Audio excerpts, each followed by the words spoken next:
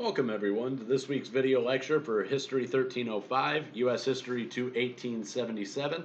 The topic for this week's lecture is the New Republic, looking at America's first independent government and seeing how America is going to operate under its new Constitution. So when we left off in our last lecture, we talked about the passage of the Constitution, and it really just narrowly slips by and gets ratified.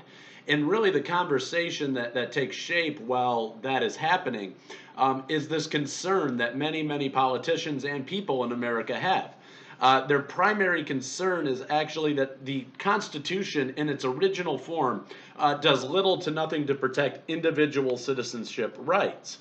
It vests a lot of power into the central government. It vests a lot of power into the federal sort of structure, but what it doesn't do is protect people from that federal structure. As this government's being put together during the Age of Enlightenment, and it's driven by Enlightenment ideals, that's something that people just simply aren't going to abide by in America. So while that conversation is going on about ratifying the Constitution, you're going to have the introduction of the Bill of Rights and people trying to make sure that individual citizens are protected from an overbearing government. So in the 1790s, we can look at this and see the beginning of partisan politics in America.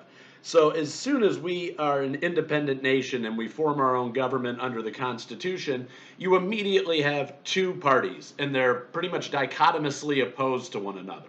You have constant partisan political fighting between Federalists, who wanted to see the Constitution get ratified in its form, and Anti-Federalists, the people who were concerned about this lack of protection for individual citizens.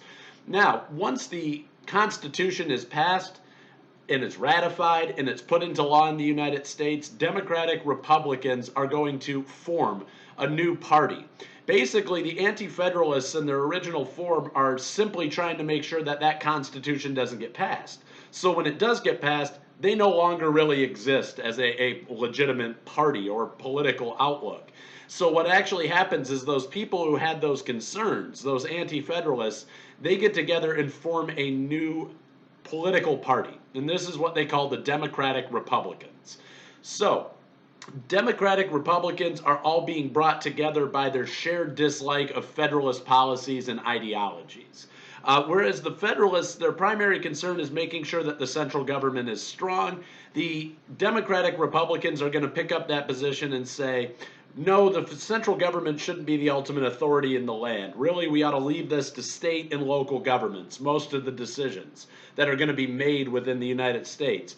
Democratic Republicans want those to be made on a smaller scale. They want it to be made at state level and at the local level and not leave all this power invested in the central or federal government.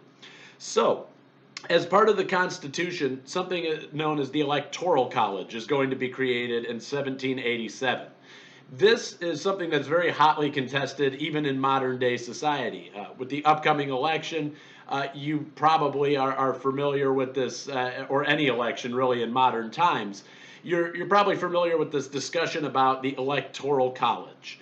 Now, the Electoral College is designed for a few specific reasons, and it is important that we take a look at why this was put into place in the United States in the first place.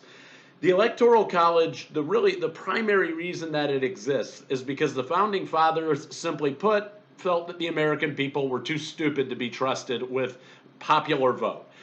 They were concerned that the average American citizen is going to just directly select the executive branch, and then the real fear of the Founding Fathers is that Americans are easily led into tyranny. In fact, it comes to, if you read Benjamin Franklin's personal writings and you look at what he's talking about, even though he helped set this government up, he looks at the situation and says democracy is bound to fail. And this is why he believes it's going to fail. He says, at first it's going to seem like a really great idea, and then ultimately the problem is the people are just going to keep voting for whoever gives them the most.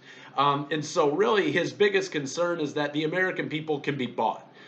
It's very easy. If you tell someone, you don't have to work, but I'm going to take care of you for the rest of your life, I'll just give you money, they're just going to keep voting for that person.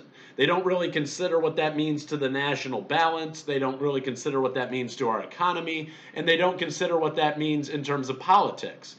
Basically, that votes are being bought pretty much every election cycle, and the American people are just going to keep putting the same guy who promises them a lot and offers to give them a lot for free, they'll keep putting him back into power until he becomes a tyrant or a king in his own right.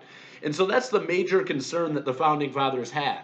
And that's why they put the Electoral College into place. Their feeling is that if you let the American people pick their president by popular vote, they will just continuously select the same guy who abuses their rights and doesn't allow them to actually exercise their freedoms. There's other reasons for this as well. And really, the Electoral College, if you read popular articles about it, you may see allusions to the fact that it's wrapped up in this era of slavery and what's happening during our discussions on slavery in the 19th century. And this does go back, if you look at the Constitutional Convention, it comes back to that idea of the 3/5 vote in the slave population. So they have people coming through and taking these censuses. And when they take the census, they count slaves as part of the population. But slaves don't vote. Slaves don't show up at the polls and make decisions on who should be selected as a senator or a congressman or a president. So what they tend to do, what has to happen here is the American Founding Fathers say, well, technically those slaves represent voting power and someone has to vote on their behalf. That's where the Electoral College comes in. If the elector is the one giving your state's votes to a presidential candidate, then they are voting on behalf of those slaves who don't get to vote for themselves. And that's the relationship that the Electoral College has to the institution of slavery in the United States. Then finally, the Electoral College in some ways is guaranteeing that small states get at least 3 votes for the president and vice president. And that tends to skew population-based popular votes. For example, a state like Wyoming, if you were to just count their population, wouldn't get 3 Electoral College votes. But by putting this minimum in the Electoral College, it gives undue power to a state like Wyoming or South Dakota or Rhode Island or New Jersey back in these days, these states that have small populations. It puts them on a more equal footing with the larger states. So that's really what the Electoral College is all about. And they're setting that up in a way so that it will ultimately help to deal with some of these problems that they're looking at while they're drafting the Constitution. And you do have a lot of people, just to sort of modernize this discussion, a lot of people today are saying that that institution is now outdated and it no longer serves the function that it was designed to serve in the American political system. And certainly I think people have made some convincing arguments to that end. But that's sort of showing you this is what they were thinking when they put the Electoral College together and made it a permanent part of our political system. So the thing we've been kind of dancing around and alluding to so far in our lecture is the Bill of Rights. This is probably the most well-known aspect of the American Constitution. And that's kind of interesting because it was never part of the original Constitution. And really, the Constitution, more likely than not, would not have been ratified by the American people if James Madison hadn't already been drafting up the Bill of Rights. So Madison is a Democratic Republican from Virginia, and he's been elected to a seat in the House of Representatives. As soon as he gets to the Philadelphia Convention in 1787, his biggest concern is about protecting American people from the sort of actions that the British government had carried out during the colonial era. He wants to make sure that this new American government can't abuse the people the same way that he felt the British had abused the colonists. And so he starts putting all these different amendments together. He knows that this is not going to be included in the original Constitution. So he goes around and starts basically polling people from different states and saying, what would you like to see in this Bill of Rights? And he gets 17 suggestions from all the different representatives from the existing states. And then he introduces all 17 of these suggestions to Senate, and they narrow it down to 12. Now, the first 2 amendments to the Constitution that they start arguing about as part of the Bill of Rights, they don't have anything to do with citizenship rights, per se. They have more to do about payment to Congress. And so the optics on this are very bad. If you're supposed to be thinking about how to protect the American people, the first 2 things you start talking about probably shouldn't be related to how you get your paycheck as a politician. And so they kind of drop those 2 first amendments, and that leaves us with 10. And the 10 that are left are all they all dealt with this issue of individual citizenship rights, protecting the average citizen from an oppressive government. Ultimately, these 10 amendments would be ratified in 1791, and collectively we call these 10 amendments the Bill of Rights. And Madison sees these things, these Bill of Rights, as being the perfect balance for this new government. He sees them creating a strong central government. It gives the Federalists that kind of power that's vested in the Constitution. It gives that to the federal government, but it also placates all the moderate Federalists and the anti-Federalists, because ultimately it does talk about this is what the American citizen is guaranteed. These are their rights, and this is what the federal government cannot do. And so it's kind of funny. We would think, we look back on these rights because we're born into a society where they've already been pretty well entrenched, and we go, nah, there's not too much that's controversial about what they're saying here in the Bill of Rights. But people at that time, the extremes on both sides of this debate, both Federalists and anti-Federalists, they're actually really unhappy with the Bill of Rights. They have a lot of problems with the way this has been drafted up. But ultimately, they will be ratified and they will be tagged onto the Constitution. So I put the Bill of Rights in their original language right there into the PowerPoint lecture. I strongly recommend you take a look through those. It's very likely that they could come up on an exam, particularly the ones that we're still debating about in modern day society. We're talking about that, the first one talks about freedom of the press, freedom of speech. Obviously, that's an ongoing issue with the current administration. They've been accused of not allowing the type of freedom that we've traditionally given to our press. Now, they're also talking about in Article 1 the ability to peaceably assemble. In other words, what that means is as long as you're not burning things down, killing people out in the streets, attacking people and assaulting people, you have the right to get out and protest. You have the right to go and say you don't like what the government is doing, that you have the right to speak out against your government. That's a new idea in the 1700s, in the late 1700s. If you're in Spain and you speak out against the monarch of Spain, you're dead. They're going to throw you in jail at best and kill you at worst. And this is something that America, they often call the founding fathers, they call America a great experiment because they're not sure how well this is going to work. If you give people these kinds of freedoms, and we don't know, given the precedents that came before it, how are people going to react to that kind of freedom and how are they going to treat it? So Article 1 is definitely an important one. Article 2 talks about the importance of a well-regulated militia being necessary for the security of a free state. The right of people to keep and bear arms shall not be infringed. Obviously, this is the one that talks about gun ownership amongst the average citizens. And again, the founding fathers aren't looking at it from the standpoint of people in modern times who know that there's assault rifles that can take out large groups of people all at once. Obviously, that technology didn't exist. They weren't thinking ahead on this. They were actually thinking retroactively. What they were thinking about is, what would have happened if we didn't have guns when we started to open up this conflict with the British? How would we have ever fought and achieved this independence that we have now if we didn't have the ability to keep and bear arms? And so the real goal is that if you have a well-armed citizenry, then they can keep the government in check, not the other way around. It's not about government controls on people, it's about people controlling their own government. And that goes back to that Enlightenment ideal of the social contract.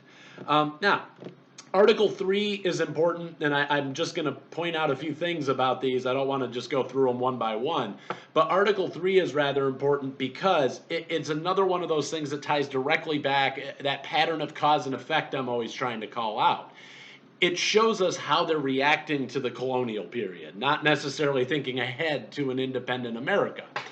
It's always a balance of these two kinds of goals and ideals. But here they're talking about the ability of soldiers to quarter during peace times. What they're talking about here in Article 3 is that the U.S. military at no point in the future should be able to march into your home and kick you out and take advantage of your living space, of your family, because that's exactly what they did in colonial New England. The British soldiers would waltz into a house, kick the men out, and then basically make the women wait on them, serve them, do their laundry, cook them dinner. There were high incidences of sexual assault and rape. These are major problems, and it's fresh in the mindset of the Founding Fathers when they draft these articles up. People like Madison remember what happened. It's not, they lived through this. And so in a lot of ways, our Bill of Rights isn't solely the sort of framework or plan for individual citizenship rights in the future. In many ways, it's about addressing what they saw happen in the past as well. And you can see that very clearly in things like Article 2 and Article 3 of the Bill of Rights. But you'll definitely want to take a look through those, and if you have any questions, feel free to ask. Some of it is kind of confusing as to what they're about. But when you get down to the end, they're also talking about what is the rights of the federal government and what is the rights of the states to adjudicate. And that's going to become a long-lasting argument that we still have going on to this day. We don't have much clarity on this in terms of what was really intended to be the structure or framework of states' rights versus federal rights. The Constitution's actually rather vague about that. What it actually says is, if it's not in the Constitution, then it's nobody's business in the federal government. That just drops down to the states' rights and then to the individual sort of people to vote on. And that is how it's drafted. But of course, there's a lot in the Constitution that doesn't get dealt with. And so you talk about some more modern day issues. In the last administration, one of the biggest issues was same-sex marriage. And we had the administration basically, in a lot of ways, formalized and legalized on the federal level, or at least legal recognition of same-sex marriages on the federal level. And immediately the more conservative end of American society said, no, that's not right. And they started challenging this law in the courts. And it's important to understand why they're challenging it. Why might not be the more operative word as much as how. We obviously know that there's deeply held religious views and social views on issues like same-sex marriage, but how they choose to challenge that, they don't make it about who should be together and who shouldn't. They don't make it about religion because on a legal standpoint, that's not going to hold up. The way these conservatives groups started challenging this is they said, wait a minute. To the Obama administration who passed this federal law, they said, marriage isn't governed by the federal government. It's governed by the state. So you don't have the right as a federal government to say who can get married in Texas and who can't. That's the business of the Texas state government. And so that's how they started challenging those same-sex marriage laws that protected same-sex marriages. They said, this is not your right to make a decision on this as the federal government. That should be left up to us in the states. Because if you go and get married even as a heterosexual couple, the federal government doesn't issue your marriage license. The state that you get married in does. And so that's the kind of argument that it's important when you look at these modern day legal battles, modern day challenges to states' rights versus federal rights. It's all wrapped up and vested in the Constitution, the Bill of Rights, and then also your modern interpretation of it. And that's what's most important. There really isn't a hard and set understanding of right and wrong. What you do have is you have a lot of different ways of, anybody with a different vantage point can look at the same document and say, I read something different. That's not what I saw. And that's why we have these sorts of ongoing political and legal battles over the Constitution, what it really meant, what did the framers of the Constitution and the Bill of Rights intend for these words to really mean. And so that's something we're still arguing about as a society over 200 years later. So just taking a look briefly in the PowerPoint lecture, I go through the structure of government. And I often find, especially in these very heated partisan political times, that when people start arguing about government, it becomes very clear very quickly they don't even know how our government is structured or works. A lot of people can tell you we have 3 branches of government and they're meant to be checks and balances to each other. But then when you push that person, you say, okay, what does the executive branch do? What is their role within our government? They go, I don't know. It's the president and the vice president and their cabinets. That's the executive branch. But they don't even know what the executive branch is there to do. And I would also make the argument that we've had leaders in our country's history over the long duration that don't even understand what their role within the government actually is. And so it is important to educate yourself on this stuff, particularly as these debates get more and more heated. The executive branch is the president and the vice president and then the cabinet that they put into place. They have a secretary of state who advises on foreign affairs. They have the secretary of the treasury who deals with minting money and currency and fiscal policies. They have the secretary of war. That should be easy to remember. They oversee the armies. and the various branches of the military in our government. As over time, it's going to become a little bit more complex.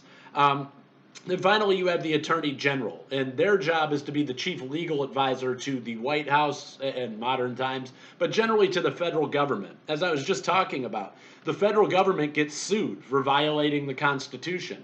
When that happens, it's the Attorney General that's responsible for defending the federal government and the executive branch. But at the end of the day, the purpose of the executive branch is to enforce the laws of the United States. And I have to reiterate this, to enforce the laws. The executive branch does not make law. They don't draft law.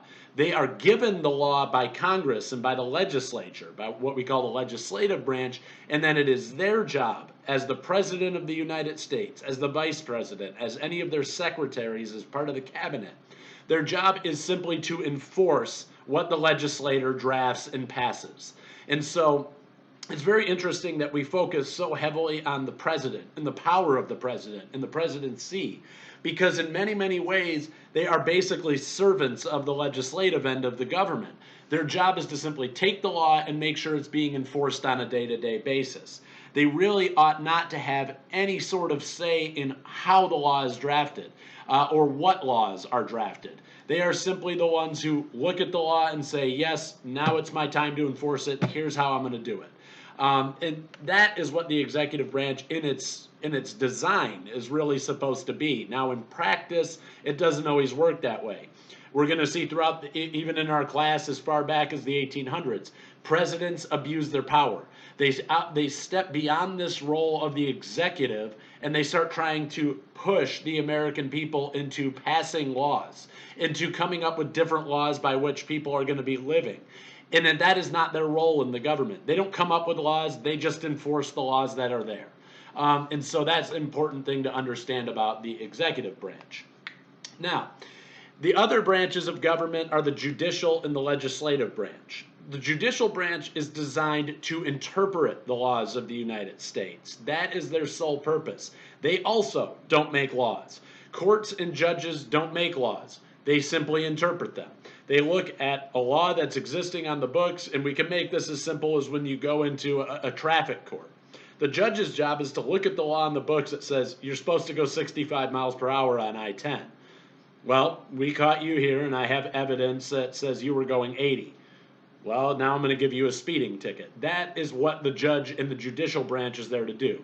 They interpret the laws of the United States, and they enact them in the court systems. And so when we look at the judicial branch, it's made up of a three-tiered system of federal courts. You have the district court as the lowest level. The intermediate courts are what they call circuit courts. And then we have the Supreme Court. And the Supreme Court, as you all know, is the highest court in the land, but they're really the interpretive end of the judicial branch. In a lot of ways, you will have that level of interpretation happening at the lower courts before it gets up to the Supreme Court. But at the end of the day, the Supreme Court basically has one job and one job only. They are there to interpret the Constitution. They're there to interpret the Constitution and translate that into modern times. So you often have a breakdown on the sort of Supreme Court, and this is something that we're seeing play out pretty consistently in modern times, where people, the way that you get appointed to this Supreme Court is that you're a presidential appointee. So, and then you have to be ratified or pass through the appointment process by Senate. And so the president picks who goes on the Supreme Court, and then Senate has to agree with that selection or that nomination. And the problem here is that the politicians, the president, the people in Senate, they are partisan. In an ideal world, the Supreme Court doesn't have a political leaning. They're not conservative and they're not liberal. They're not Democrat and they're not Republican. They're just judges. But that's not how it really plays out in real life. And so we see people are oftentimes, they're making politically motivated appointments. And then you have a couple of different ways that you can look at the Constitution. And this makes being a part of the judicial branch somewhat murky as to what your job really is. Some judges are what they call constitutional literalists. What that means is the Founding Fathers were not stupid people. They were very well educated guys, and they, in many ways, a constitutional literalist looks at our founding fathers as visionaries, that they understood and made a very, very good system that was adaptable and usable in the future. And so constitutional literalists are going to look at that and say, what they wrote on paper is what they meant, and we don't get to change that. My interpretation as a modern day person doesn't change the words that are written here on the paper. Those words meant something then, and they mean something now, and we need to follow exactly what they say to the letter. Then you also have people who are less literal in their interpretation of the Constitution. They have a more liberal outlook, and they see the Constitution as a living, breathing document. In other words, we don't live in the 1790s. We don't live back in the colonial era or just immediately after it. We're not part of the new republic. A lot of what's written in the Constitution doesn't seem pertinent to modern people. And so these types of judges are going to look at it and they're going to say, yeah, it says this on paper, but that's not what it means. We have to look at the context in which it was written. And those individuals have a much more liberal understanding, and they feel more comfortable manipulating the Constitution for our more current and modern needs. And so again, it largely has to do with where you sit politically as to what you think the right way to interpret that Constitution is. But that's why we don't have any clarity.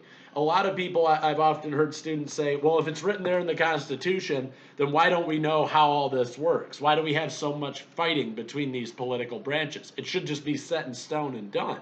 That's not the case, because we can look at it and interpret it in many different ways based on our personal outlook, our political views, our religious views. There's a lot that builds into that sort of fabric of how we tend to view things as individuals. So that's why there hasn't been that clarity in how our government needs to be operating, and it changes pretty much with every new judicial appointment. It changes with every branch of government undergoing an overhaul, and which party is going to take it over. And then the parties themselves change. So that's why we have this sort of lack of clarity, even though it's all written there in black and white in the Constitution. So the final branch of government is the legislative branch. They are the branch that is given the task of designing and creating the laws. They are the ones who make law. They're the ones that decide this would be a good idea if we make it a law in the United States. This is not such a good idea. So they are the ones who choose what to draft into law. So the United States Congress, which is our legislative branch, is what they call a bicameral legislature, meaning that there's two houses or chambers. This is a direct sort of mimicry of what Britain already had in place in their governmental system at the time. And in a lot of ways, you could even trace, at least in terms of the existence of a representative republic, that goes all the way back to ancient Rome. But this is really more of a direct copy of the British. And we put together an upper house and a lower house. The upper house is Senate, and this is a legislature in which every state has equal representation. Every state, regardless of how big they are, gets 2 senators. Texas, which is massive, gets 2. Michigan, which is much, much smaller, also gets 2. So this is the upper house where basically all the states are going to come together on equal footing to make laws. The House of Representatives, as we heard about when we looked at the Constitutional Convention, this works differently. This is the legislature in the lower house that represents the states by population. So Texas has more House of Representative representatives. It's kind of repetitive, whatever. But the House of Representatives, Texas gets more than Michigan because they're a bigger state. They have a bigger population. And so here is where the larger states have more clout and more power than the smaller states. And so there really isn't, in the Constitution, even though they're called the upper and lower house, you don't have it where Senate is considered to be more important than the House of Representatives or vice versa. They have different tasks, though. Each one of them is going to have a different role in the government. And so, for example, as we were talking about, Senate is the one that gets tasked with approving a Supreme Court nominee. So the president picks the Supreme Court nominee, but the Senate is the one that signs off and says, yeah, we're okay with that. And that's a role that has fallen to them. And then different roles are given to the House of Representatives. For example, the House of Representatives are the ones that decide whether or not there's enough evidence to impeach a president. And so each one of these houses or chambers within our Congress has a different job or a different role, but they are on equal footing in a lot of ways.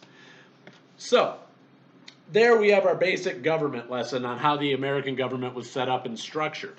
But now, as soon as you can talk all day about on paper how something is supposed to work and how it's structured, but unfortunately, all of these institutions are going to they're going to be subjected to the whims of people. People are not perfect, and people come in and they are going to utilize and manipulate these systems. And from, like I said, the very outset of our nation, from the minute we start operating under a new constitution, we immediately have partisan political divide. And the political divide breaks down between the Federalists and the Democratic Republicans. And in a lot of ways, the political breakdown here represents different types of people in America at the time. And the Federalists are being led by Alexander Hamilton. He is the chief economic mind of the newly organized government under the Constitution. He is going to be made the Secretary of the Treasury under George Washington, the first president. But he tends to represent Northern financial interests. And so he's part of the banking sector. Hamilton's an interesting guy. He's one of these rags to riches stories where he was orphaned in the West Indies as a young child, and he moved up to New York and ended up working his way up through the ranks of the legal system to become one of the most prominent lawyers and then one of the most prominent economic minds of New York. He represents the Federalists, and he's the main voice of that political party or that position in the United States government. But the Federalists wanted a powerful central government, and they saw America growing into this huge commercial and political empire. In a lot of ways, what they're trying to do is they're looking at England and saying, that's the most powerful empire on the earth right now. We should be mimicking and emulating what they're doing rather than trying to blaze our own path and do something a little bit different. They want to achieve what England has achieved. They want to become a global power like England is. And so the French are going to kind of be the counterpoint to the English when Americans look abroad and see other examples. And this is important because in the midst of all of this, the French Revolution, while we're drafting up our Constitution and coming up with new ideas about government, the French Revolution is going to jump off. And it divides Americans along political lines as to how they view the French Revolution. So the Federalists look at the French Revolution and say, that's wrong. What they're doing over there is chaotic, it's haphazard, it's not law and order, it's not visionary, it's not setting up a new government. Those are anarchists run amok. And they say if we really want to be a global power, a global player, we need to have a better relationship with England and just forego our relationship with the French. They're not the ones we want to build our society after. They're not the ones that we want to have a close alliance with. We want to be close with England. And the Democratic Republicans are the exact opposite. They're led by Thomas Jefferson, James Madison. They're the real figureheads of this party. And they tend to represent Southern agricultural and thus, by extension, slavery interests. They are really looking to limit the power of the central or federal government. They don't. If you ever have a question about what Thomas Jefferson really believes as it comes to government, he believes in states' rights. That's what he believes in. He is all about allowing smaller entities and smaller bodies to make a decision for the people. He's always going to be on the side of let the local people decide what they want to do and leave the federal government out of it. The federal government shouldn't decide what happens in Houston. It should be Texas government that decides what happens in Houston. And preferably, not even the Texas state government. It should be the local Houston government that makes decisions for Houston. So he always wants to limit this strong central government and bring it back to local politics. Now, his vision for how America is going to grow is drastically different from the Federalists. What Jefferson really believes in is creating a domestic empire. What he actually sees is he says, we can build an agricultural empire here in the United States. We don't need to have this big, strong commercial empire. We don't need to have a big, strong standing military. We just need to focus on taking care of ourselves right here, right now. And it's generally the Democratic Republicans that are going to be supporting France and their revolution. They look at England and say, there's no way we should have a relationship with them. Remember what they did to us. Remember how they oppressed us. Remember what they did in reaction to our protests in New England. And so they look at England as the enemy, and they see France as a natural ally. because, and we'll talk a little bit about it in a few minutes, but the French Revolution is a big deal because the way the Democratic Republicans see this is they are ideologically our brothers. They are fighting for the exact same thing we just fought for. They're fighting to get rid of an oppressive king who thinks that they have rights that nobody else has. And they think they can take rights away from the individual people.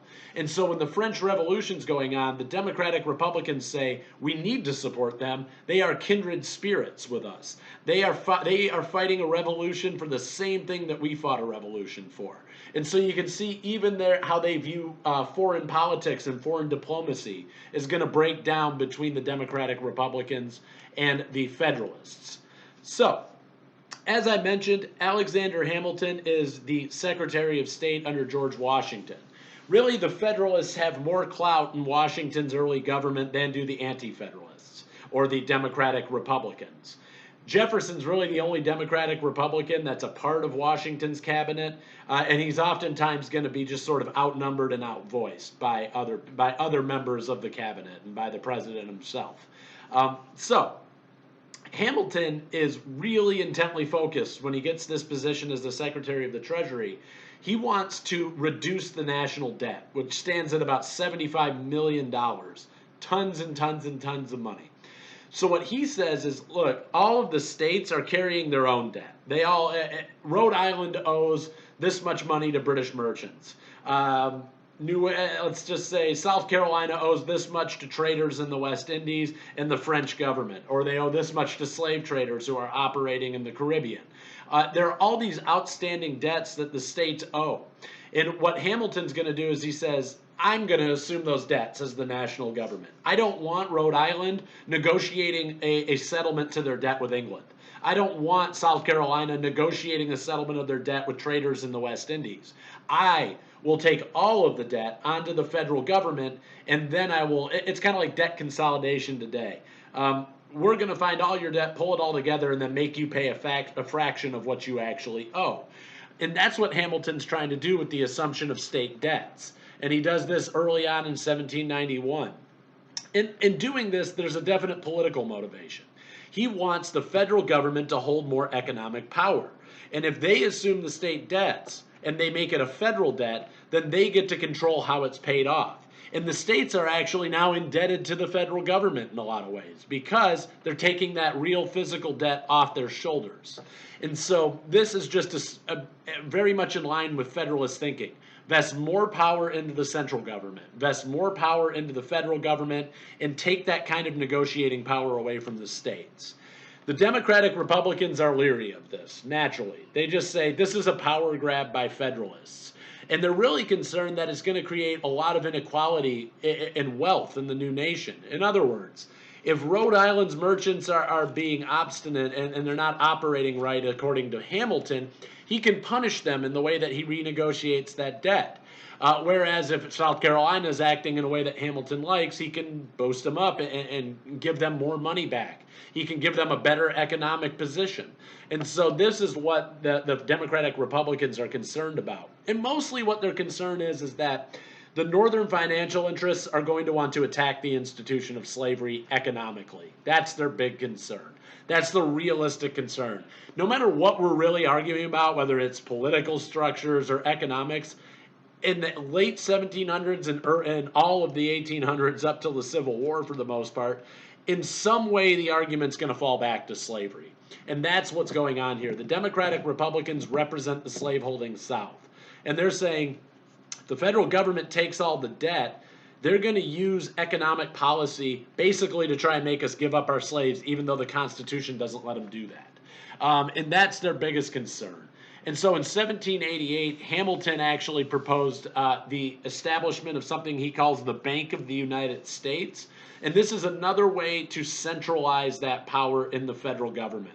What the Bank of the United States does is it grants loans. It ensures ample currency production. And it increases the investment in government securities. In other words, through the Bank of the United States, the federal government can take individuals' money and invest it in land acquisition. They can take individuals' money and they can say, here, we're going to go and invest this over in this area, and then you're going to get a payoff back in the future, but it gives us more liquid cash to develop the new nation. It lets the federal government control the direction we're growing in. So the Bank of the United States and this assumption of federal debt, for many, many years there, it's Jefferson's number one goal to get rid of these institutions. He does not want to see them put into place. Hamilton is going to win out in this one. Washington is listening to Jefferson's constant complaints, and he says, look, you're the Secretary of State. Go talk to France and make sure we have good trade relationships with them. That's your job. When I want economic advice, I go to my economic advisor, and that's Alexander Hamilton. And so that's how Washington's going to deal with this. So the federal government will create the Bank of the United States. They will assume all of those state debts under the new Constitution. And really, there's this key concept going on here in terms of why Jefferson and Hamilton are always at each other's throats, and they have diametrically opposed views of how the government really ought to operate. And that's because they're totally different people. As I said, Hamilton is this rags to riches story. He's a New York lawyer. He has really strong ties to the Abolitionist Party. And he grew up in poverty. He basically had to be taken in by a wealthy New York lawyer who used him as a ward and a scribe, basically. Sit there and take notes while I do this. Even from a very young age, Hamilton had to work every day of his life just to make ends meet and to survive. When you look at Jefferson, the exact opposite. He's a Virginia planter who was born into money, born into wealth, born into land, and then he goes and marries a rich woman who gives him even more wealth, more slaves, more agricultural lands. And so he's just the exact opposite. He's kind of this, he's born a rich boy. He's born with a silver spoon in his mouth, and Hamilton's not. Hamilton has to work for every single thing he has. So on a personal level, they are just not the same people. Hamilton is very, very close with people in the British government, and he understands what the British are trying to do.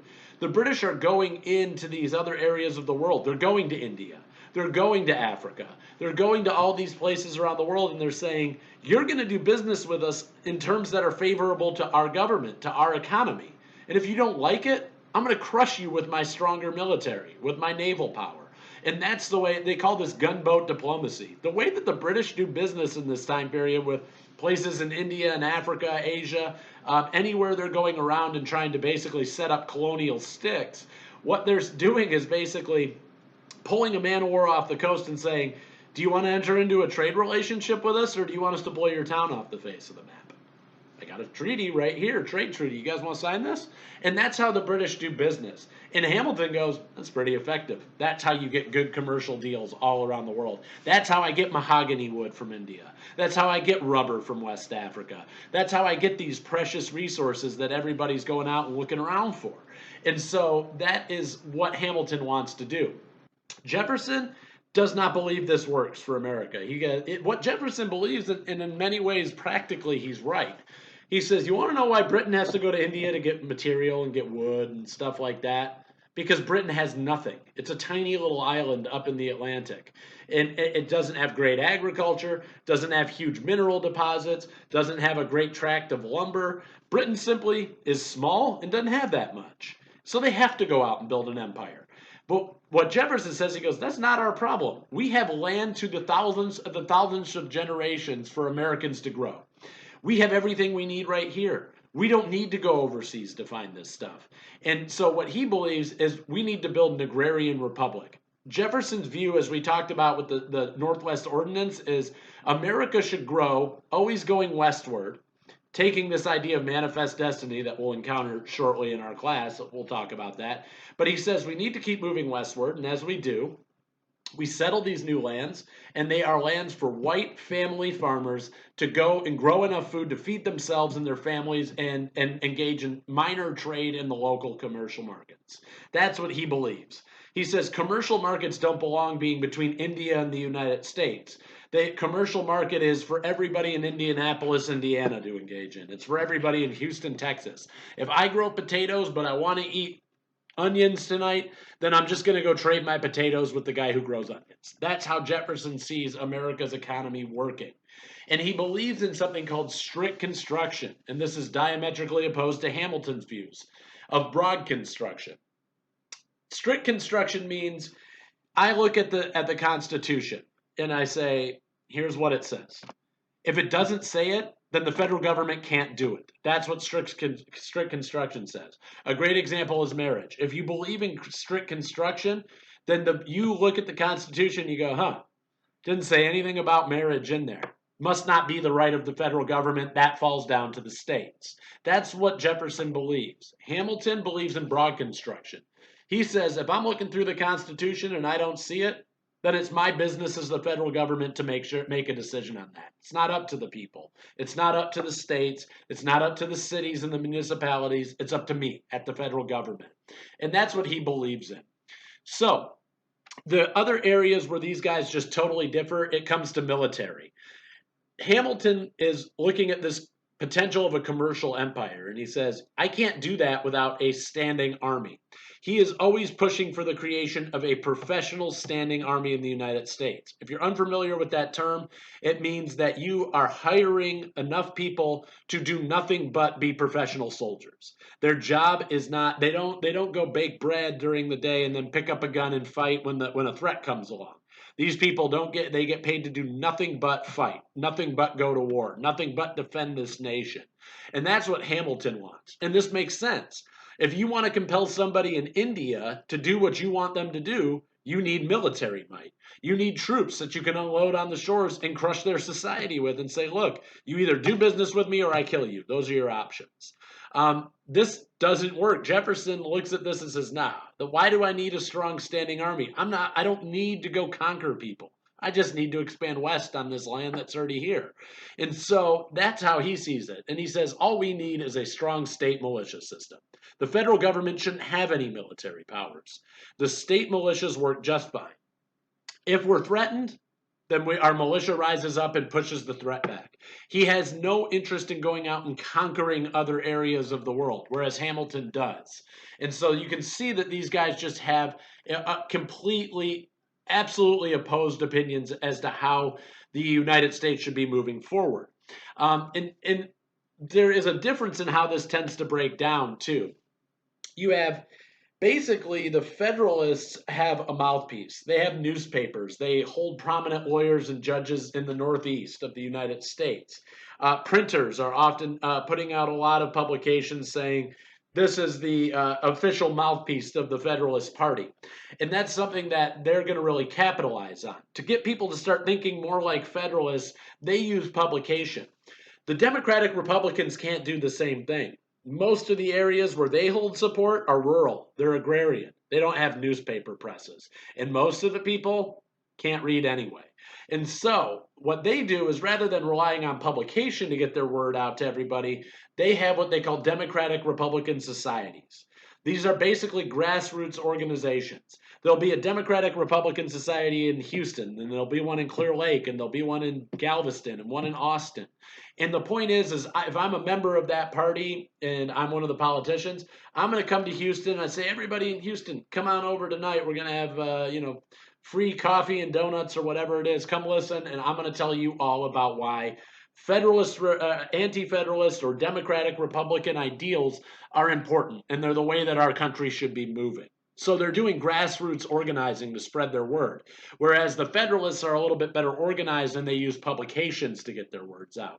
But any newspaper, we sit around in the modern day, and I often like to point this out, because I always hear people say, well, the media is so slanted one way or the other. They're all biased, and it doesn't matter which side you're on, the media is biased.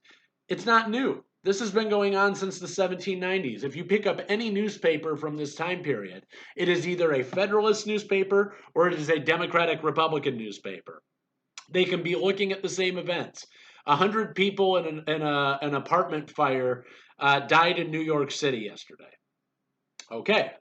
The National Gazette, or one that is sort of standing up for the Federalist ideologies, or you have a lot of different types of publications.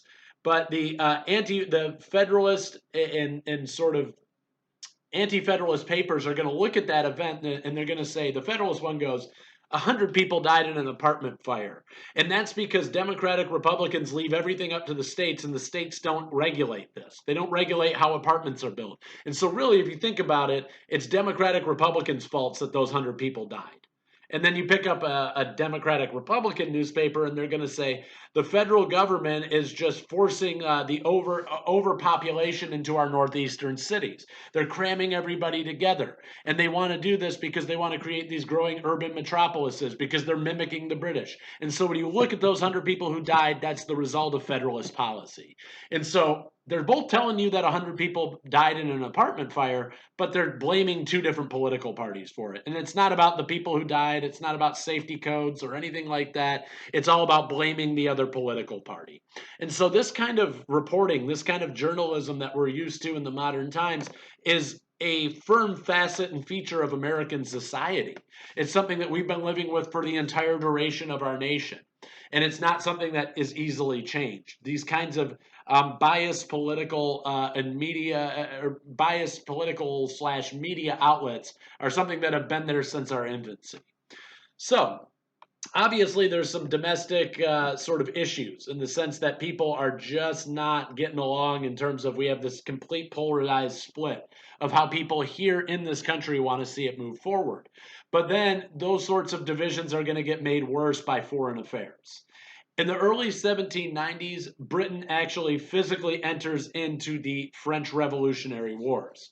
For those of you who are unfamiliar with what the French Revolution is all about, basically the commoners class gets fed up with the French nobility, the French aristocracy, and at its highest expression, French royalty. And they start demonstrating in the streets, and they actually start pulling out the wealthy, the noble, and they're trying them in ad hoc sort of court systems. They put tribunals together, and they're dragging rich people out of their homes, and they're trying them for crimes like abusing the people, collecting too much wealth, and profiteering. And they're executing people. Reality is that they drag the king and the queen of France out of their palace, and they chop their heads off with a guillotine in the middle of the street in Paris. And this is what's going on. When that happens, that freaks the British out. The British are a monarchy. They're living right across the channel from France. It is not hard for them to envision a world in which this kind of chaos, in which their royalty and their nobility is being ripped out of their homes and executed in the streets. So when the French Revolutionary Wars begin, Britain immediately comes in to try to put this revolution down because it threatens their way of life. It threatens their existing political system. So, as part of this, they place an embargo on trade with the French. And the Americans are trading with both the British and the French. And the Americans are trying to send boats over to France. And after a little bit of time, the British have seized about 250 American ships trying to trade with the newly established French Republic. And I want you to take note of that word there. America was set up as a republic. France was set up as a republic. This is the new way of governance that's coming into play in the age of revolutions. They're kicking out monarchies and they're establishing representative governments, democracies, and republics. So, obviously, with Britain stealing about 250 American ships and holding on to them with all of their cargo, this is going to be an ongoing problem between the United States and Britain. And the Federalists want this to go away quickly because remember, they're saying we should be partners with England. We should always be helping England out, and they'll be helping us out. And that's the way we should build out this relationship. Well, they just took 250 of our ships and all their cargo. That's a huge problem. So the Federalists moved fast. And John Jay is a Federalist judge from New York. He's actually the author of the Federalist Papers that are really, really key in swinging people towards ratifying the Constitution when it's introduced. But Jay goes over and concludes a treaty with the British that is creatively known as Jay's Treaty. This happens in 1794. What this means ultimately is that America agrees that they will no longer do business with France if Britain would return those ships and finally live up to their promise that was, sort of made in the Treaty of Paris. And so they agreed that they were going to pull out of those forts in the Northwest Territory, that they would move up to Canada, where they're supposed to be, out of the United States. They're still living in these forts in the Northwest Territory. They're still basically occupying that territory.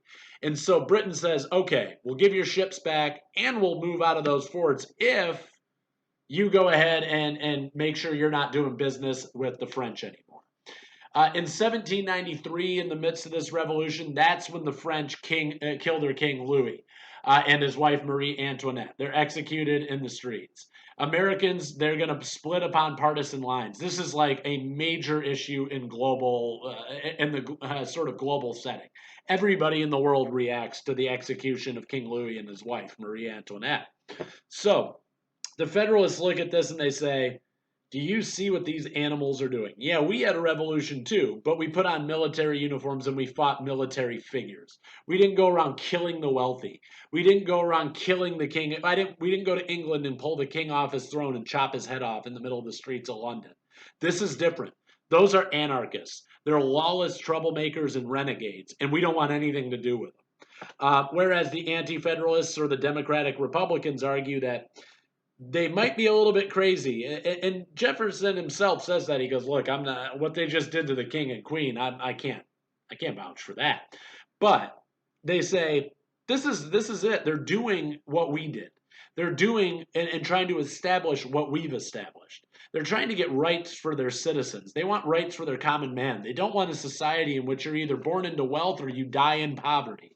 That's what they're trying to change in France. And if Americans can't see how that makes them our brothers intellectually, ideologically, then you're never going to see it. And so there's this total breakdown between people and how they view the execution of the King and Queen of France and the French Revolution as a whole. Has everything to do with your political outlook. And it doesn't have a whole lot to do with the actual events that are playing out there. So, coming back to some more domestic issues, there are going to be some issues going on in the 1780s and into the 1790s domestically. Namely, there is the Northwest Indian War. We talked about the fact that America acquired this territory from the British at the end of the American Revolution, and then it's going to be left up largely to white American politicians. I mean, entirely, I shouldn't say largely, entirely to white American politicians who will make the decision as to how to settle that territory. And so what you end up having here is that the concerns and the affairs of Native Americans living in the area are not being considered. And you have to also remember what we talked about in previous lectures. These are not well-meaning, peaceful Native Americans to the American government or to the American people.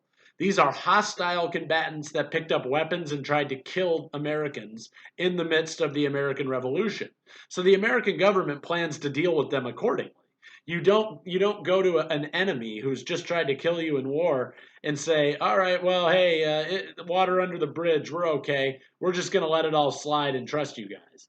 Not to mention the fact that Native Americans living in this territory are actively attacking American settlements.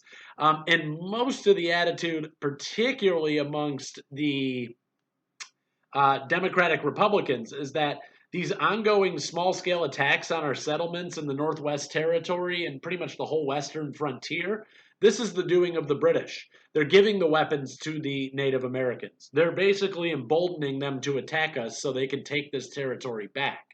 And so that's the attitude of many people when it comes to what's going on with the Native Americans in that territory.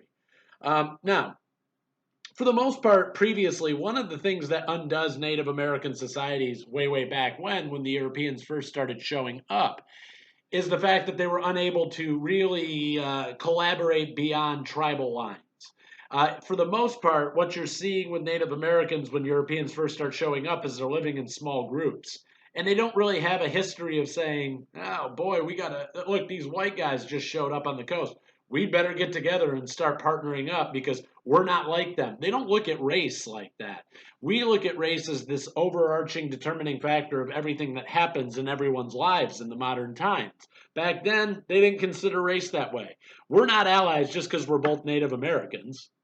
We're just two different groups of people. I don't speak your language. I don't follow your religion. I don't have anything to do with it. In fact, it's very likely that when Europeans showed up, I might have been trying to kill you when they got here. And so they have their own rivalries. They have their own systems. They have their own governments. They have their own setups. And they're not just like, oh, we're all Native Americans, so we better fight against all the white people because that's how we break down. It doesn't work that way. That's something that we in modern times categorize ourselves by race very hard and fast ways. But back then, they didn't do that. And so, to be Native American doesn't mean you just immediately collaborate with every other Native American.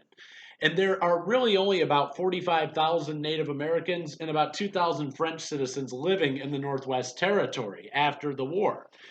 And so in 1787, when the passage of the Northwest Ordinance has already occurred, and we're really looking seriously at settling what today we would call the Great Lakes states or the upper Midwest, George Washington goes, all right, we need to get the Native Americans out of there. They are a major, major problem for our settlers, and again, they're enemy combatants who are just trying to kill us. So he sends the U.S. armies out, basically the Continental Army, before we've even passed the Constitution.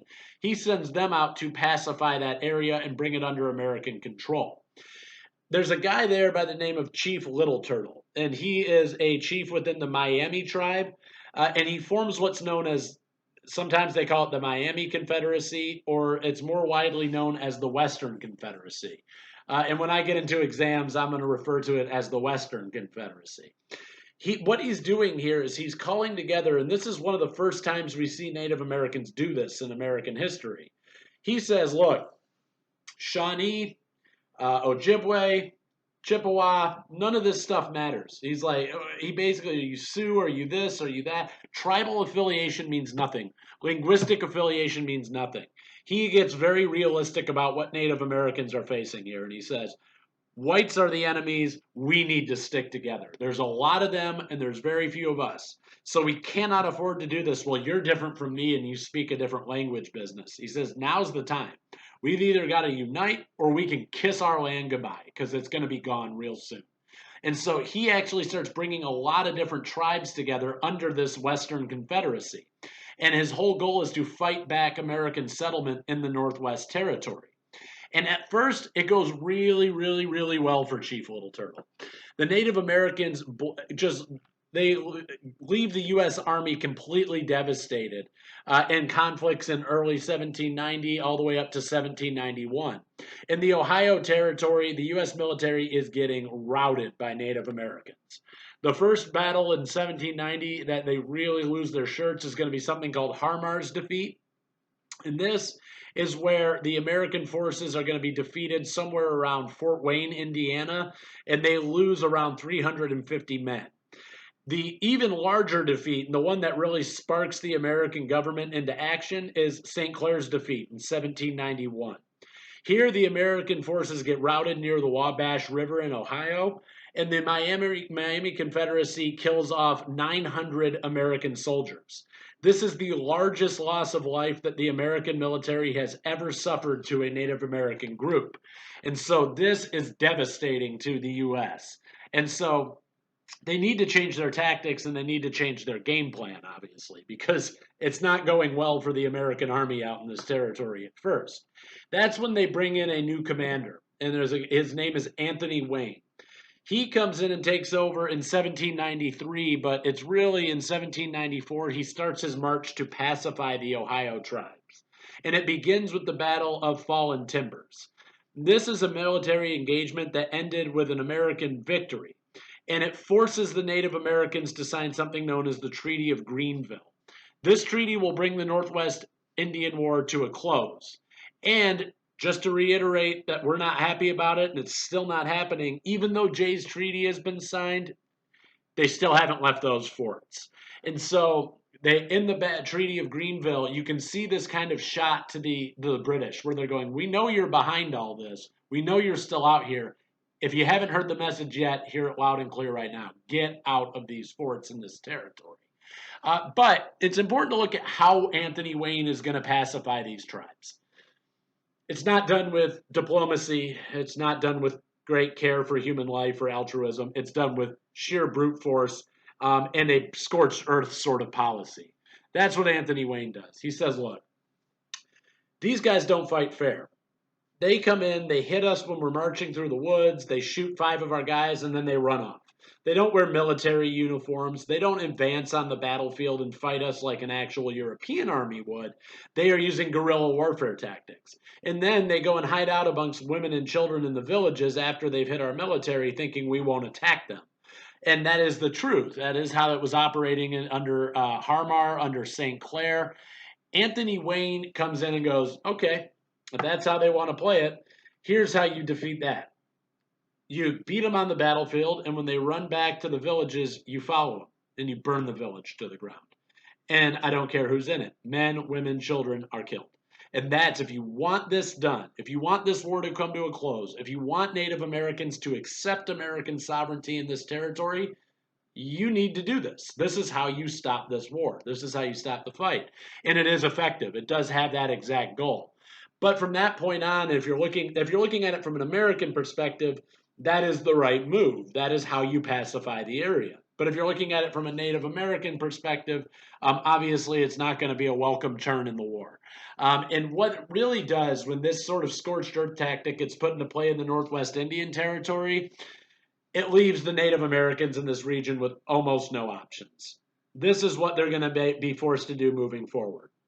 When the Americans move into their territory, they either sign a treaty that gives their land over to the Americans and they move west, or they sign a treaty that says the Americans can move in and they just blend into the population as best they can.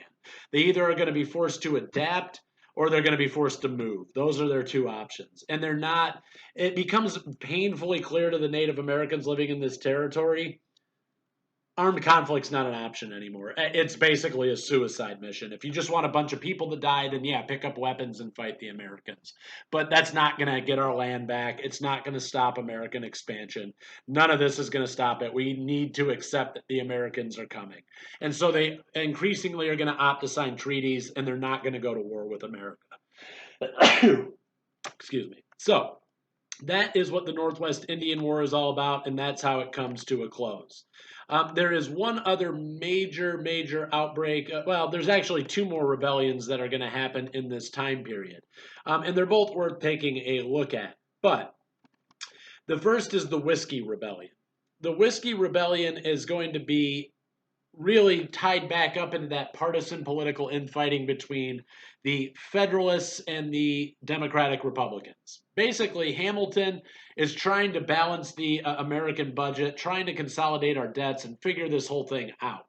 In order to do that, he needs more money. And the way that he thinks he can get money is by imposing a new tax on whiskey in 1791. Now, I've got news for you. It is a truth in American history. If you mess with people's booze, your government has a problem. And that happens almost universally. And it happens here as well. This is going to fuel bitter resentment all across America. People love their whiskey, and now they're having to pay more for it. And so it is particularly unpopular. It's unpopular everywhere, but when you look at rural agricultural areas of America, this is where it's the most unpopular. Now, that's a problem for the Federalists because they passed this law and those areas are already Democratic Republican.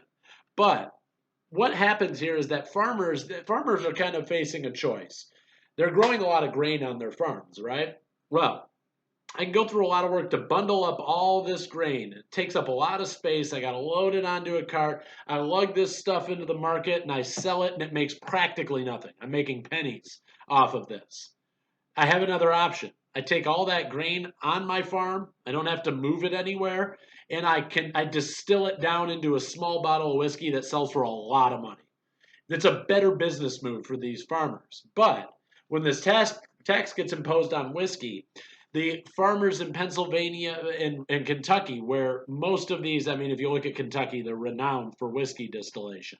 They have distilleries all over the place there. Pennsylvania back in these days was very much big into the whiskey movement, and that's what they were doing. But they get upset with this tax, and 3 years after it's passed, they go into an outright rebellion in which they look to overthrow the American government. Now, it doesn't get that far. In 1794, the Whiskey Rebellion breaks out. Generally, what these rebels are going to do is they're attacking tax collectors. They're seen as representatives of the federal government. They're the ones imposing this whiskey tax on the average people. But they are going to basically march on the house of a tax collector in Pennsylvania. They burn it to the ground. Other tax collectors are going to be tarred and feathered and run out of town on a rail. There's a lot of violence being directed at these tax collectors. And so the anti-federalists, or what you could call the Democratic Republicans at this point, they're sympathetic to the movement. They stop short of saying, yeah, you should be attacking these tax collectors. They don't endorse violence, but they say, hey guys, This is what you get with a federalist government. This is what you get when you let Alexander Hamilton make decisions for you. He's going to tax you against your will. He's going to impact your livelihood. And it's all going to be so that his central government can get more powerful and spread on a global scale. And so this is the problem that the Federalists are now facing. They are the ones to blame for this very unpopular tax, and they're also partially to blame for this rebellion. And so the Federalists move swiftly, and they send in a federal militia to stop this rebellion in its infancy. And they do. In rural Pennsylvania, they are going to put this rebellion to an end in the same year that it started, 1794. 150 people are going to be arrested. Only 2 are tried and convicted of treason. But Washington steps forward and pardons those 2 guys because he looks at this and says, if I go ahead and execute these 2 guys, which is the punishment for treason, I am already unpopular. The Federalists are already unpopular. We're already seen as being oppressive and overly heavy-handed with our citizens. So if I go ahead and I kill these guys, that's just going to give the Democratic Republicans the boost to keep attacking us in public that they need. So he absolutely pardons these guys, and so nobody's actually arrested or convicted of anything in the Whiskey Rebellion. But what it does show you is that there are these problems happening domestically, and the politicians are capitalizing on these problems to try to attack the other party. So Washington is going to, in 1796, give his farewell speech to the American people after leaving politics. He decides to limit himself to 2 terms because, frankly, on a personal level, he has no interest in being president anymore. He never really wanted to be in the first place. He saw it as a duty, not as a privilege. But Washington gives his farewell speech, and in it, you hear exactly what it is we've been talking about all lecture. He says, look, we've screwed the pooch, guys. It's over. I was supposed to come in and unite American people and move us towards this great vision. I haven't done any of that. All we've done in my presidency and in the early part of this government is drive this process of fracturing the country and drive this process of partisanship. He says, I should have been able to bring you all together, and I wasn't. I let a bunch of politicians who didn't agree with each other fight and bicker and do all of this terrible stuff, and you're the ones who suffered. And that's what happened. And so, I mean, we look back at Washington, and he has this sort of rosy glow around him, but when he looks at his own presidency, he basically says, this has been a massive failure. See you guys later. I'm going back to the farm. And that's it. John Adams is the Federalist candidate, is going to be able to beat out Thomas Jefferson, the noted Democratic Republican, by 3 votes in the Electoral College. Now, this is interesting to point out because under the rules of the time, Jefferson, who is completely opposed to Adams's views, is going to become his vice president. This is a super major big oversight in the American Constitution as it was originally drafted. Basically, if we were to look at the 2016 election, you'd say right now we'd have the administration of Donald Trump and Hillary Clinton as his vice president. That's not going to work, right? And it doesn't work for Jefferson and Adams. Adams doesn't get along with Jefferson. In fact, for most of the Adams presidency, Jefferson's banished. He's basically sent over to England and France, not so much to get anything politically done for the United States, but actually just to get him away from Adams because Adams hates him so much. Now, there are a lot of issues with France starting to build up right now. In fact, it's at this point in time we enter into what historians call a quasi-war. It's not a real war. We had some limited naval battles with them over the Atlantic, but it's all related back to this event called the XYZ affair. I'll let you read about the details of that affair in your textbook. It's really well covered in the textbook chapter. But where they don't really draw the pattern of cause and effect out, and what I want you to know about this, is that this leads to the creation of some very unpopular laws, but it also leads to the creation of the first professional army in United States history. More or less, the specter of going to an all-out war with France is hanging above America's head.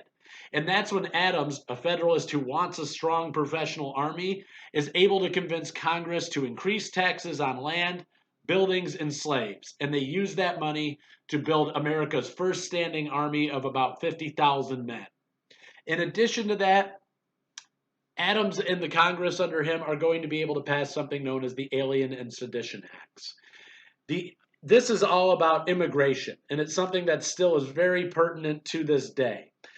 The Alien Acts, and there's a couple different ones. They have the Alien Friends Act and the Alien Enemies Act. But collectively, what they do is they make it harder to become a U.S. citizen. And it also vests the federal government. It gives them the power to deport resident aliens. And in fact, what they do is they give that power directly to the executive branch. And so a lot of times when people say, why does Trump think he has the authority to deport people? Why does his administration think that this is their right? Or why would any administration think that? The answer is the Alien Acts grant that power to the executive branch. It is the job of the president to deport resident aliens after the passage of this act. Now, obviously, it's undergone a lot of changes. There are things that have shifted in terms of our patterns of immigration and our patterns of law. But it suffices to say that this is a very politicized act, right? It is in our time, but it is back then too. Adams is using this because most of the people moving into the country are coming from various parts of Europe, and they are mostly voting Democratic Republican. They tend to align with that ideology more than the ideology of a strong central government. They're coming from monarchies. They don't want another strong central government. And so they vote for Democratic Republicans. The passage of the Alien Act gives Adams himself the power to deport people who, if they become naturalized citizens, are going to vote against his party. There is a distinct political motivation behind this. On the surface, it's being used to say, we need this to be able to kick out these sneaky, nefarious French people who are trying to undermine our government. But really what it's about is making sure that immigrants can be targeted because they're not voting for the Federalist Party. The Sedition Act makes it illegal to combine and conspire together with the intent to oppose any measure or measures of government. Now, I put that exact language from the Sedition Act into your lecture because I want you to read it and think about what this means in its broadest interpretation. Essentially, what this is saying is, if you read it and you kind of, it's vague. If you read it as it's written, it says, if you combine or conspire together with the intent to oppose any measure of government, you have now violated the law. That you've committed the act of sedition. This means you can't speak out against the government. And that's one of our constitutionally, as what we saw with the first article of the Bill of Rights, we have the right to peaceably assemble, to speak against our government, to redress our grievances. This is what we are, right, not too many years ago, this is what we enshrined in our laws to protect our people. And then all of a sudden the government comes along and passes a law that seemingly makes it seem like you can't do that anymore. You're not allowed to speak out against the government. And so it's today, I think most people would take issue with the Alien Acts and say that this is something that we should be more concerned about in terms of how it's used in our government. But back then, it is the Sedition Act. It's extremely unpopular with almost everybody. But the Democratic Republicans are all over this. They start immediately setting resolutions out saying that states, because of what they just passed here, that it's in conflict with their own federal laws, the states should be able to declare federal laws unconstitutional. And it starts this really big argument over states' rights versus federal rights, one that we don't have too much more clarity on in modern times. So I'll let you read up about the election of 1800. But there is one key thing that comes out of this. You're going to see a split. Again, it becomes very close, and there's actually a tie between Thomas Jefferson as a Democratic-Republican candidate and another Democratic-Republican candidate by the name of Aaron Burr. So Burr and Jefferson have been slinging mud at each other for a long time. They don't like each other. They don't work well together.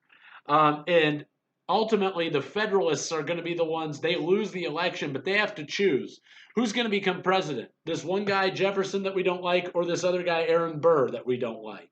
And Hamilton hates Burr. It will be Aaron Burr. I'm going to do a bit of a spoiler here. Aaron Burr's going to shoot and kill Alexander Hamilton in a duel not real long after this.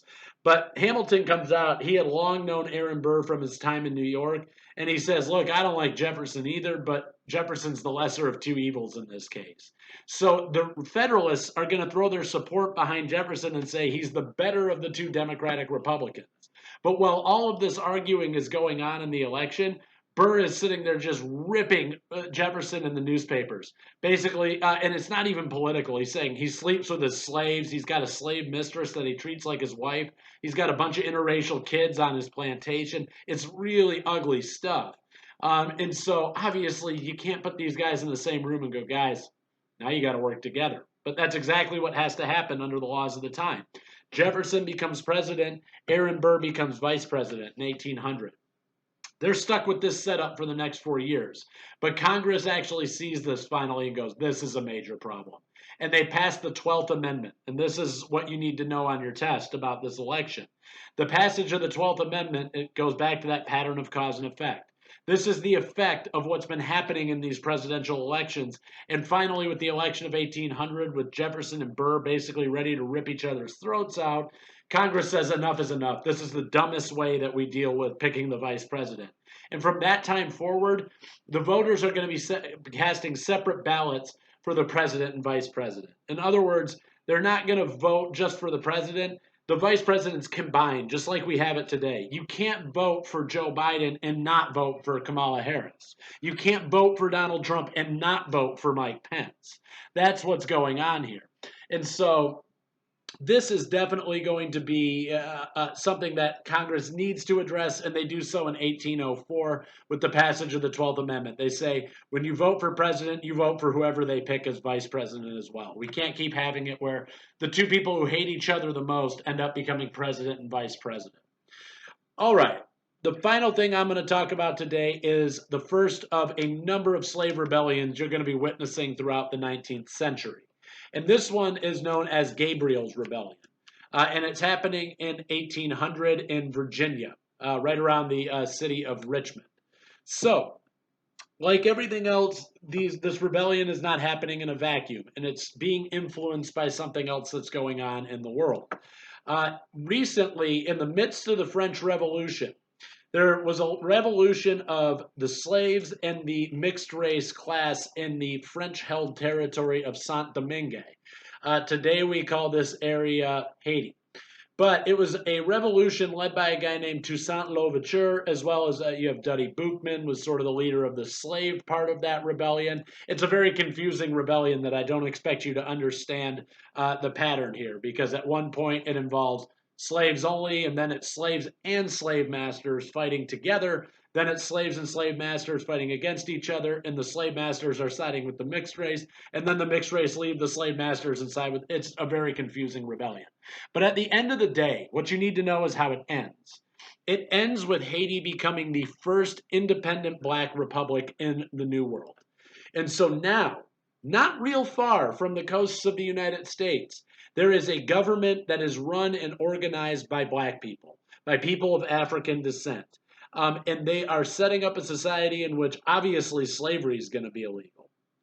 The people living in slavery in the American South take notice of this. Before this, if you had a slave rebellion in Virginia, then what? I killed my master. I killed all the slave masters in all of Virginia. Now what? I'm still sitting in Virginia. Now I'm going to have to take on the entire United States. I might have killed everyone in Virginia, but now the rest of the United States is going to come and kill me. And so this is what they're looking at. There's not a lot of hope. Even if you break free from slavery and you have the rebellion is successful on a local level, well, now you've got a state. Now you have a nation. This is going to change because slaves are going to start to look at Haiti and say, there's hope. If I kill my slave masters and I get to a boat on the coast and we all get into this boat, I go to Haiti and I live free for the rest of my life. There is true hope to get out of slavery. There is true hope for people to actually get manumission from their conditions of servitude in this way. And so it's not surprising that after Haiti becomes an independent republic, we start to see really large, much larger and more prominent slave rebellions taking place here. The first one that we need to look at is Gabriel's Rebellion. It happens in 1800 in Virginia and is being led by a slave who's named Gabriel. Sometimes his slave master's name is Prosser, so a lot of times you'll see his name given as Gabriel Prosser. But what he does is he organizes enslaved and free African Americans together with the goal of arming themselves and liberating all of the slaves in Richmond, Virginia. He then has this game plan to basically, once they're free, he's going to get everybody on a boat and sail them down to Haiti. And that's where he's going to find freedom for all these slaves. Gabriel himself is a skilled blacksmith, and he enjoys quite a bit of free movement. He has a lot of mobility. His master allows him to rent out his services to other people. So he gets to walk around the city of Richmond talking with free African Americans, talking with enslaved African Americans. Now, that is one of the ways he's able to get everybody together and ready to fight in this rebellion, this liberation movement. And he starts calling upon all these ideas that come from the French, the Haitian, and the American Revolution. He even takes Patrick Henry's words. Patrick Henry, the patriot for the United States, is well known for saying, "Give me liberty or give me death." Basically, what Gabriel does is he starts this rallying cry amongst his rebels, and he says, "Death or liberty," just flips the words around. But the ideas and the thought process is the same. And so when Gabriel's plan gets out, the militia is going to come in and crush this uprising in its infancy. It doesn't even get a chance to get off the ground. Basically, there are a few slaves on a particular plantation that get wind of this rebellion, and whatever their motivations were for informing their slave masters, they do. And the slave master then calls the governor of the state of Virginia, who sends out the militia. And the rebellion gets crushed. Now, a special court would be convened, and there's no juries on these courts. They're basically summarily executing people. 26 slaves are going to be deemed to be involved, and they're going to be executed and put to death. Now, when Northerners look at this, they go, what kind of legal system is this? This doesn't look very American. We have juries. You need to put juries in place to actually figure out if a crime's actually been committed or if the individuals you're accusing are actually the people involved. And so, obviously, this is going to be the beginning of a sort of long split between the North and the South. And it happens every time there's a slave rebellion, they get a little bit further apart from one another. The North kind of looks and goes, "Ooh, why don't you guys just free your slaves? Do you really want to live like that where you're always in fear of a rebellion? Just let them go already." And the South goes, "I can't believe you don't support us in this. It's like you're almost cheering for African Americans to rise up and kill us." And so they tend to see the North as race traitors. And this one's not, this rebellion is, that sort of starts that process off. This will be the first of many slave rebellions we look at leading up to the Civil War in the 19th century. And with each one, that schism between North and South gets bigger and bigger. But the planters who are going to see their slaves killed or executed after this actually get compensated for the loss of their property. About $9,000 would be paid out by the state of Virginia. And this rebellion never really gets off the ground. So you might be asking, what's the significance of a rebellion? If I see this as a term ID, what do I put for its significance? And I would definitely say the significance is that Gabriel's rebellion shows us that slaves are not living in a vacuum. They're not there in the American South twiddling their thumbs going, "Gee, I hope Abraham Lincoln comes along soon and frees us from slavery." When they see opportunities, these are historical actors. They have agency. They're not just going, "Well, this sucks, I'm in slavery." When they get an opportunity to get out, they do. When they have an opportunity to strike back, they capitalize on it. And with the Haitian Revolution happening very, very close to the United States, that's the opportunity these slaves were looking for. And they strike. And the fact that it wasn't successful is not the point. What it shows us is African American agency in the era of slavery. They are not passive victims. They are active actors. Their situation sucks. They're often being forced to pick between worse and bad and even worse. But the reality of all of this is, it's a choice, and they're taking those choices. They're not going, "Well, I don't have any ability to do anything." They find happiness amongst their family and friends on the plantations. When they see an opportunity to escape, they take it. That's why we have that thing called the Underground Railroad. So this particular event, when you're looking for the significance of it, I really want to see you zero in on the fact that this highlights at a very early point in America's history that slaves are not just passive beings in which things are happening to them, but never by them. They are taking active roles, and it doesn't end the way that we as modern people would say, "I want to see it work out this way," where the slaves fight them off and they get their freedom and they sail to Haiti and they win. And that would have been great, but The reality is that's not how it played out, but there's still historical significance to this. And as historians, for too long, historians have looked at black people living in America through the colonial period, living through the period of slavery. They don't account for free African Americans. They don't account for African Americans living under slavery but making decisions for themselves. They never accounted for that. They were happy enough to say in a textbook this thick, and black people were living in slavery. Move on to the next topic. And we are only now, modern historians and revisionist historians are looking back at this and saying, you're viewing this through the wrong lens. This is a significant event. In a textbook 15 years ago when I was in school, you wouldn't see this in your textbook. They don't talk about Gabriel's rebellion because who has time to read up on a rebellion that didn't work? And that was how it was pitched to us, but we've since changed our view and said, this is significant. This is important. We need to look at this and understand why it's important. And so that's what you'll be wanting to take away from that. I'm sorry I get a little passionate about when we get to the topic of slave rebellions. My expertise is more in the area of African American history, so I'm more familiar with these events than I am, let's say, something like the Whiskey Rebellion. But I do like whiskey, so I can't say I'm not worked up about that one either. But the point is that that's what we're trying to get across with these things. And you're going to be seeing slave rebellion after slave rebellion in the 19th century. And I'm sorry to say that it's not necessarily going to have the outcome that you may all be looking for. You're not going to see them as successful rebellions where they rose up and found their freedom. That's not what happened. That's just not part of the historical reality. But what we are going to witness with these slave rebellions is they do have significance. They drive bigger conversations in America. These slave rebellions are a big part about why North and South fracture. But this one in particular shows us that slaves are paying attention.